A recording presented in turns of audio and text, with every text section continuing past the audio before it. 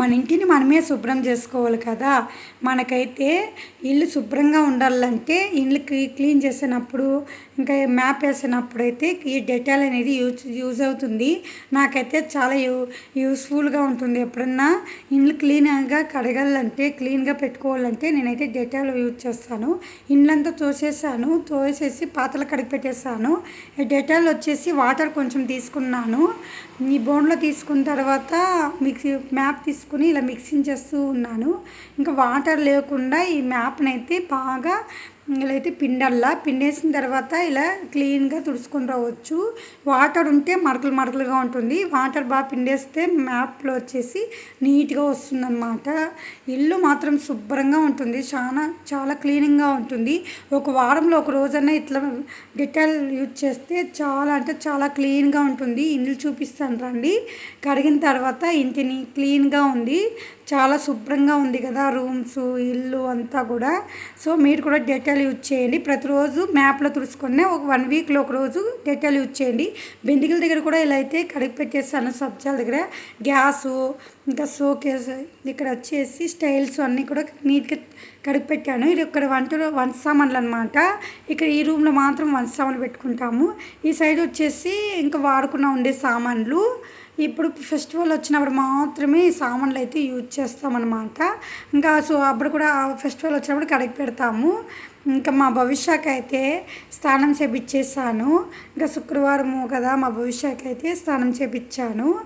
ఇంకా మా భవిష్య అయితే అల్లరి అంత కాదు. మా అమ్మ దగ్గరికి వెళ్ళాలి, మా నాన్న కావాలి అని చెప్తూ ఉన్నారు. మా అమ్మ నాన్న పొలానికి వెళ్ళారు. మా అమ్మ రాగానే దీపం అయితే వెలిగించిందనమాట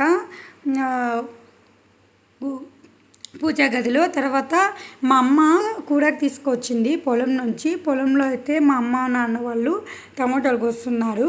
కూరకు మాత్రము చాలా బాగుంది, ఫ్రెష్గా ఉంది అసలు అయితే. ఇంకా మళ్ళీ పొలంకి వెళ్ళిపోయింది మా అమ్మ అయితే. మా వంట స్టార్ట్ చేశాను. మా భవిష్య ఉండదు కదా, ఇంకా మా అమ్మ వాళ్ళు పొలంకి వెళ్ళిపోతారు కదా, ఆ టైంలో నేను ఎలా చేసుకుంటానంటే పని ఇలా అయితే మా భవిష్యకి ఎర్రగడ్డలు తెల్లగడ్డలు ఇచ్చేస్తాను. ఇంకా మా భవిష్య ఆడుకుంటూ ఉంటుంది. ఇంకా ఎర్రగడ్డలు కూడా ఒలుస్తూ ఉంటుంది. నేనైతే గ్యాస్ మీద వచ్చేసి ఇలా అయితే కుక్కర్ పెట్టాను. కుక్కర్ మీద వచ్చేసి కుక్కర్ మూతి వేయలేదనేసి ఏదైనా డౌట్ వస్తుందేమో మీకు. ఇంకా 3 months అప్పుడు కుక్కర్ పేలిపోయింది. అప్పటి నుంచి నాకు చాలా భయం అనమాట కుక్కర్లో చేయడము. అందుకనేసి కుక్కర్ అయితే మూత అయితే పెట్టను. ఇలా బాగా ఇసురు కాగిన తర్వాత బ్యాళ్ళు వేస్తాను. ఎర్రగడ్డలు తెల్లగడ్డలు అవి వేసేసాను. తర్వాత కొత్తిమీర కూరకైతే నీట్గా కడిగి పెట్టుకున్నాను. ఇంకా మా అమ్మ వాళ్ళకైతే వంట చేసి ఇంకా పొలానికి ఎత్తుకొని వెళ్ళాలా. మా అమ్మ నాన్న కష్టం అంత కాదు. మార్నింగ్ లేచినప్పటి నుంచి ఈవినింగ్ వరకు అసలు చాలా కష్టపడతారు. టయానికి కూడా తినరు అనమాట. వాన గాలి ఎండ అనేది లేకుండా ఎంతో కష్టపడతారు. ఏమైనా రైతులకి అందరికీను జై జవాన్ జై కిసాన్. వాళ్ళు రైతులు ఉండగానే మనమైతే అన్నం తినగలుగుతాము. ఎందుకంటే వాళ్ళు పండించిన పంటనే మనం తింటున్నాం కదా. సో ఎర్రగడ్డలు తెల్లగడ్డలు బ్యాళ్ళు ఉడికిన తర్వాత టమోటో కూరకైతే ఆకుకూర అయితే వేసేసాను. ఇంకైతే ఉరికి పెట్టిన తర్వాత ఒక 10 minutes ఉరికి పెడుతున్నాను. నా కుక్కర్ అంటే చాలా భయము. విజిల్ వచ్చింది, ఫుల్ అయిపోయిందేమో ఆ రోజు రైస్ ఏమన్నా. ఇంకా రేకులకి కొట్టి ఇంకా కొంచెం మిస్ అనమాట. మా సిస్టర్ తలకు తగిలేసిండేది. అందుకనేసి అప్పటి నుంచి భయం అనమాట.